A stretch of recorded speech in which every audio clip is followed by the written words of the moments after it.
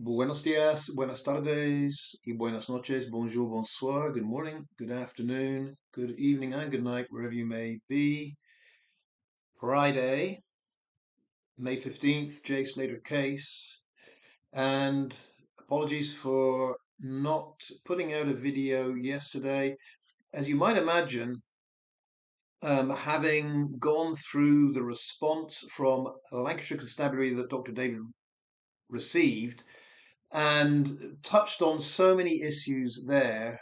I really have been inundated with comments, messages, etc., etc., because there is now so much to re-examine and reconsider in the light of what we were told. Now, just now, I posted two snippets from Dr. David's response so that you can actually read it at your leisure or read what I posted at your leisure.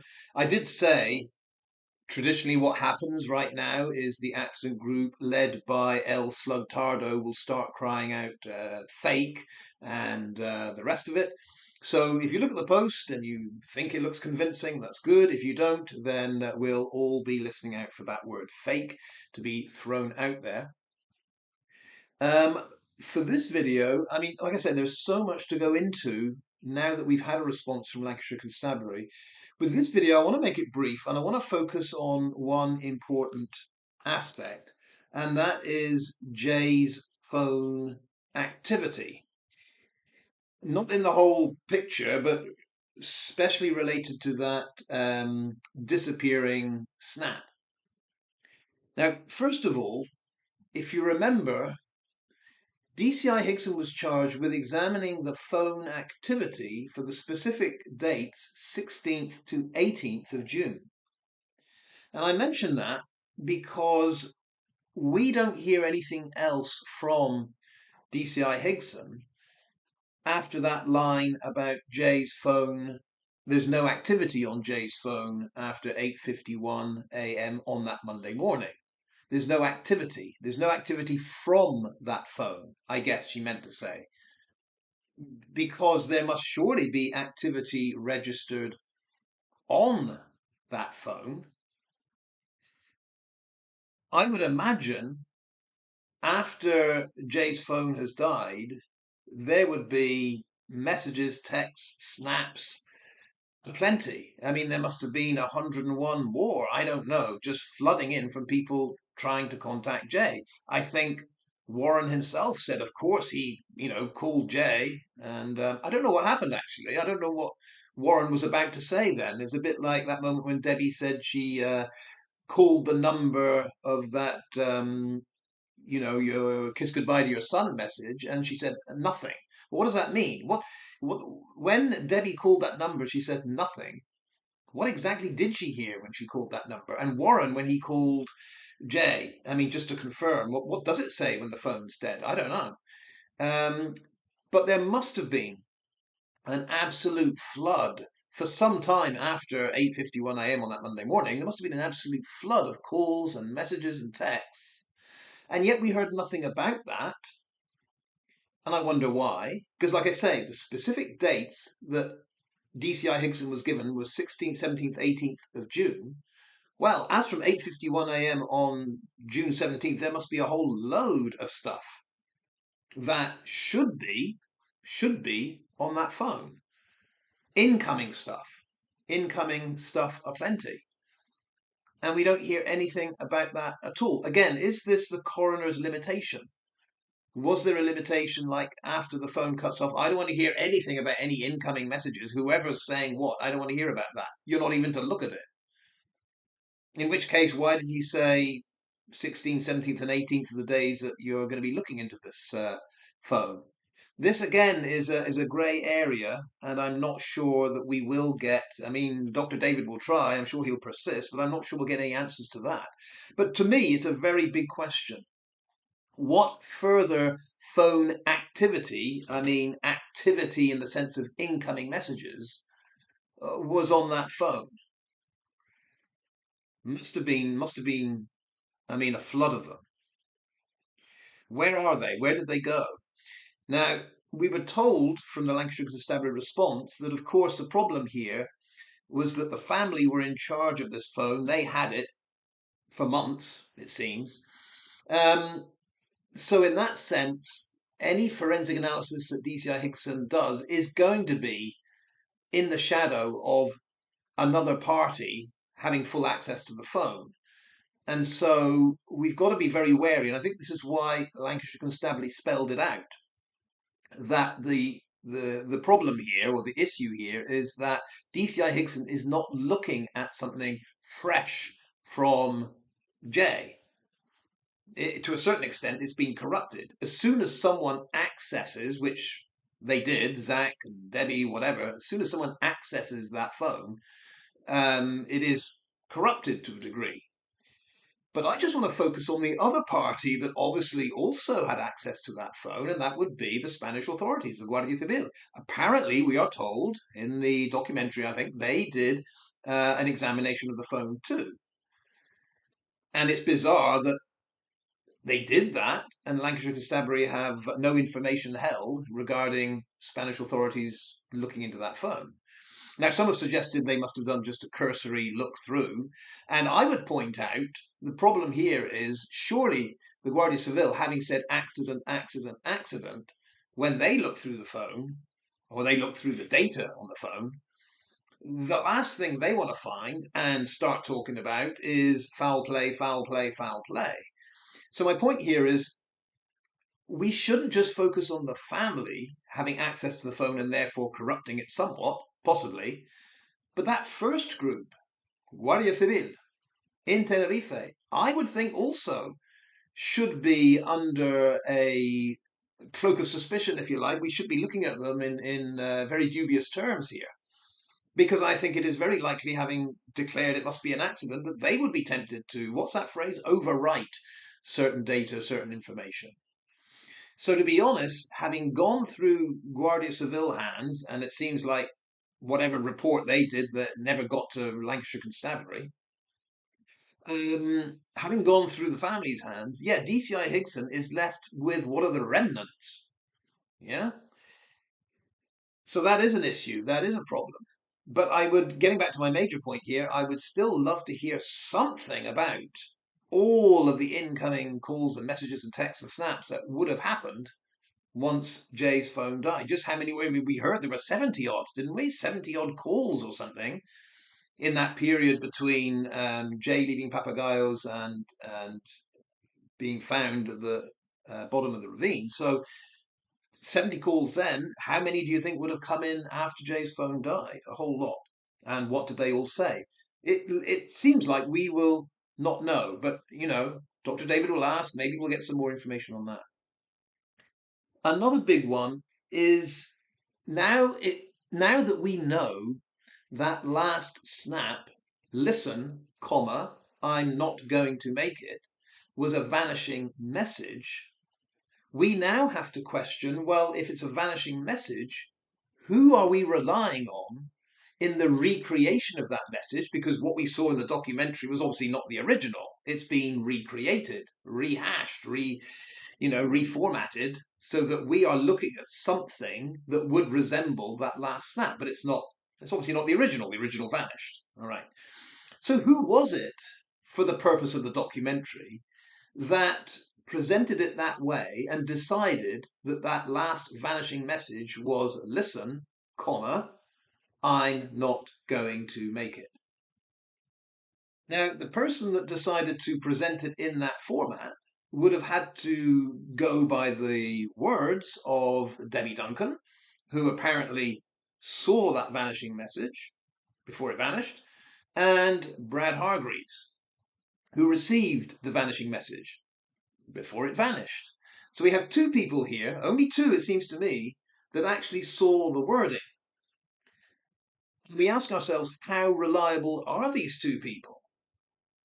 I mean, we've got Debbie, oh, I can't wrap my head around it, Duncan, and Catboy Hargreaves, that are our reliable sources on exactly what that last snap said. Personally, I wouldn't trust either of them to get this right. I mean, if you asked Debbie, Was there a comma after the word listen in this vanishing message? I don't think Debbie's going to be focused on whether there's a comma there or not. I mean, I would imagine she's so, I don't know, gobsmacked by the whole message thing that vanishes that she really can't remember what was there. And as for Ketboy Hargreaves, when he's asked, was there a comma there? I just imagine Brad's answer is, what's a comma? You know? So who is it exactly that decides how to recreate that last vanishing message? That's a real problem because if it's incorrect, we're left assuming that is the last message when it might not be. There might have been a word error. There might have been a completely different word there. Now, if we return to Dr. Thomas the Wanker, Thomas the Sage of Seton Delaval, his theory is, remember, when these people are very stressed, when they're under pressure, when their mind is somewhere else, they're emotionally involved, they often get things wrong. It's not that they're lying, says Dr. Wanker, not that they're lying at all. It's just their memory is susceptible to error. Okay, we get that. Let's agree with that. For the sake of argument, let's say that's in play here. That theory is in play. So when Debbie's looking at it, her mind is everywhere. She may not have got it right that it said, listen, comma, I'm not going to make it. You know? What could it have said? What could it have said? I don't know if, well, Lucy said in that last call, yeah, she'd said something about it, it's going to be extremely hot. Yeah, it's going to be, you need to go back there, she said. It's going to get really hot. Maybe there's a part of that conversation we missed. Lucy said, you're going to be boiling. Um, Taking your shirt off isn't going to help you. And maybe that last message from Jay was, listen, I'm not going naked. Although at the end we did hear found alongside his clothes. I don't know. Maybe he wasn't make it. Listen, I'm not going to fake it. He and Brad, I don't know, at some point had joked about Jay disappearing without a trace, to live happily ever after away from whoever had a marker on him in Brazil for the rest of his life. And Jay was like, listen, I'm not going to fake it. I'm not going to fake my disappearance. Yeah, I'm just going to end it all at the end of this ravine. I don't know. My point is, joking aside, listen, comma, I'm not going to make it, isn't the snap. It isn't the message. It isn't the text. It's a recreation based on two people, we are told, one that saw it and it vanished, one that received it and it vanished. And from what we know of these two people, I would say when it comes to remembering word for word exactly how that message read, we can't rely on them. I'm skeptical the message ever existed, but if that message was ever written, whether it be in draft form or it was actually received, I'm doubtful that those words as we saw them were that way.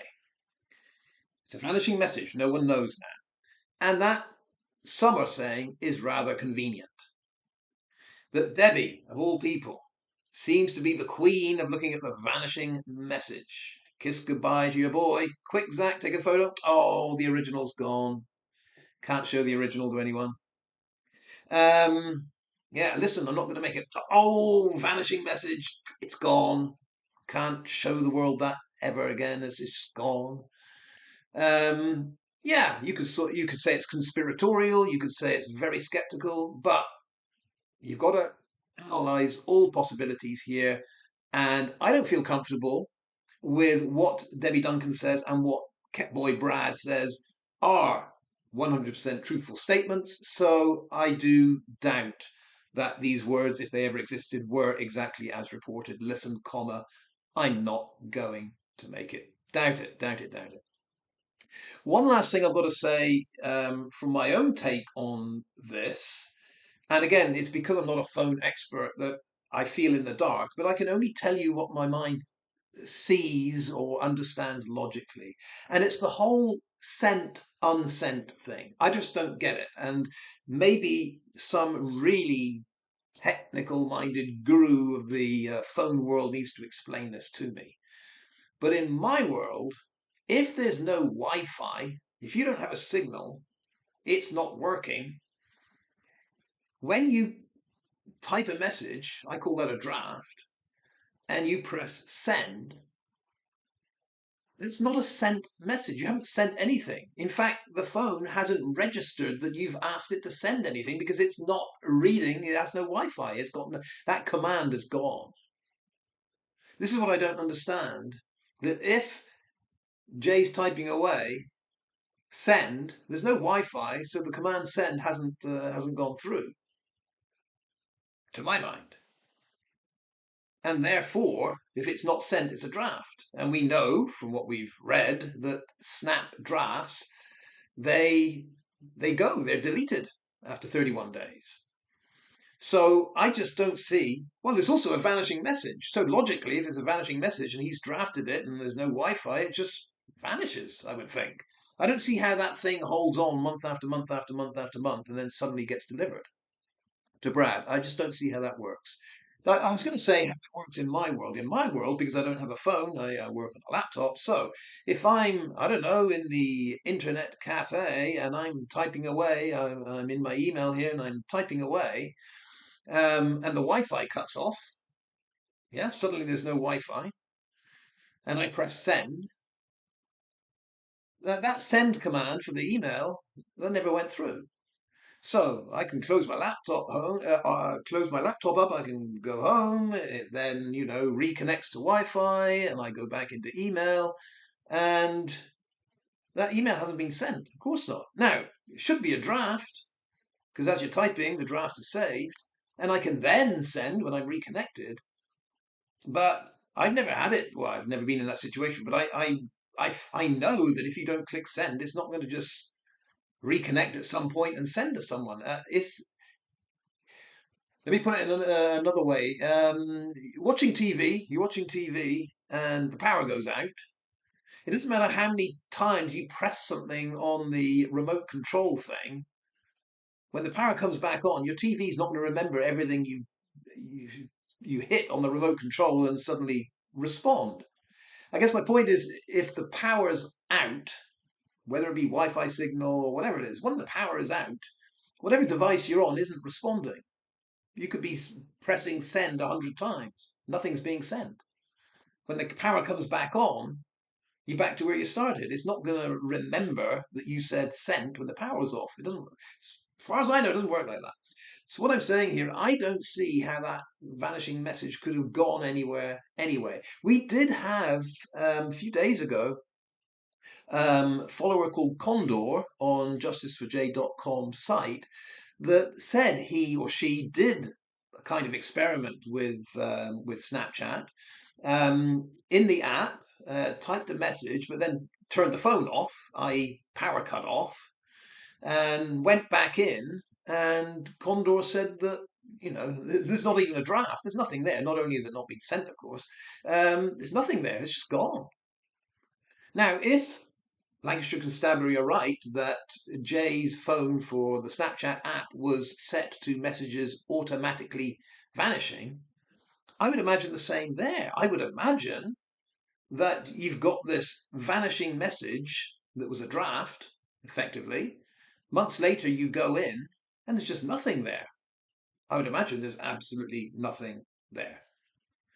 So this is where really, I guess I'm reaching out to someone, not that's just an expert, that someone's done this. I mean, who would have done this? I don't know. An experiment that you're in Snapchat, you're on, make sure the settings are vanishing message. Yeah. You're typing your vanishing message away. Cut off the power, turn off all the electricity in your home, so signal's gone, everything's out, blacked out. Yeah. Then, press send. Wait a while, turn the power back on, open up the phone again, get into Snapchat, and see if your friend who you sent it to receives it. There must be a way of recreating this whole experiment for those that have a friend, for those that have Snapchat, that for those that are happy to turn the power on and off, must be a way to recreate this. I just find it very hard that an unsent message suddenly becomes sent months later and it was a vanishing one in the first place. All right, I will leave it there. Like I said, there's so much more to go into, so many more questions that have arisen from that Lancashire Constabulary response. But that's just tip of the iceberg, my thoughts from the last 24 hours. Can we imagine, can we ever get an answer on all of that incoming data and messages that must have come into Jay's phone after his phone died? Yeah, who decided on the wording and the punctuation of the remade, reformatted last message that appeared in the documentary? And yeah, riddle of the day. When is a snap sent? Or how can a sent snap be an unsent snap? It's bewildering, this whole thing. All right, possibly more later, but probably tomorrow. So I would say hasta mañana. Adios.